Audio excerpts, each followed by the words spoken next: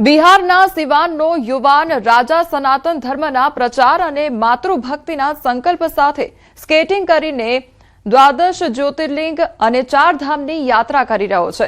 દરરોજ 40 થી 60 kilometre skating કરતો રાજા અત્યાર સુધી 9 જ્યોતિર્લિંગ અને 2 ધામના દર્શન પૂર્ણ કરી ચૂક્યો છે અને હવે સોમનાથ મહાદેવના દર્શન માટે ગુજરાત તરફ આગળ વધી રહ્યો છે।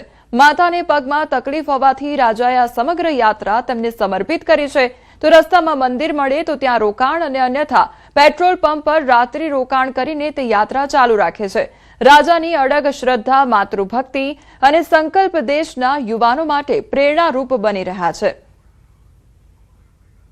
मेरा जो यात्रा है मतलब अपने माँ के लिए कर रहा हूँ और बाकी ये इससे अपना सनातन धर्म भी आगे बढ़ रहा है और जितने भी यंग लड़के हैं वो सब भी जागरूक होंगे अपने सनातन धर्म को आगे बढ़ाने के लिए।